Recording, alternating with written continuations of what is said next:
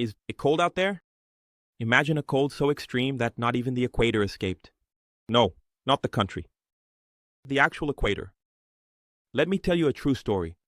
There was a time when Earth turned into a planetary ice cream ball, a cosmic milkshake with the consistency of slow death. And the worst part? That's what saved life as we know it. Welcome to the era when Earth said, you know what? I'm going to turn off the heater and see who survives. Cut to 700 million years ago, an era called the Cryogenian. The name says it all. It's like a freezer with a grudge. Earth froze from the North Pole all the way to the equator. Like, oh, you thought nuclear winter was the worst case scenario. Sit down because here comes the ice. And this was before the dinosaurs, before trilobites, even before you had to pay bills. There were only microorganisms and a planet wider than the leg of someone who's never seen the sun. Geologists found rocks with ice scratch marks in the middle of Africa. Yes, Africa. Ice. The same place where today you could fry an egg on the asphalt. And more than that, they found dropstones. Rocks that fell from icebergs floating in tropical oceans. Nature literally tossing boulders onto the map and saying, guess where I've been? Right above these ice rocks, there are layers of limestone. Do you know where this type of rock forms? In a warm climate. Like, oh, how nice, 30 degrees and calcium carbonate precipitation. In other words, Earth switched from freezer mode to turning on the geological microwave. Fast. Way too fast. Like, I'm going to melt everything and no one can stop me. And then there was the comeback of iron. A type of rock called banded iron formation reappeared. Something that hadn't shown up for 2 billion years. Why? Because the oceans were oxygen-free, like an underground club.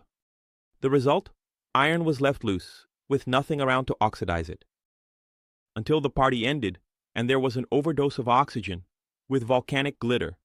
The question is, why on earth did this happen? And the answer comes in the form of a DTR defining the relationship talk between the planet and the climate. The previous Pangea, Rodinia, broke apart. That scattered the continents across the tropics, where they reflect more sunlight. There was less CO2 in the air, because the rains pulled it down to the bottom of the sea.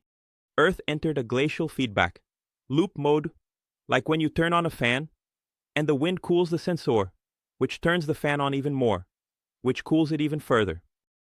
Resulting, planet in frozen mode, dark mode version. Earth only escaped because volcanoes. That's right. The planet was frozen, but the core was still down there. Like, relax baby, daddy's heating up dinner. When enough CO2 built up, it melted everything. And then, boom, warm atmosphere, free oceans, nutrients everywhere. Biodiversity shouted, let's evolve. It was the end of the iceball era, and the start of the Cambrian biological rave. Now let me ask you, if the planet survived turning into a cosmic popsicle, what's your excuse for not handling the air conditioning cold? Comment below. Do you think Earth could still pull off another reboot like that? Or is the next version going to be in toaster mode? Leave a like or turn on notifications. And next week we'll be back with another existential crisis sponsored by Geology.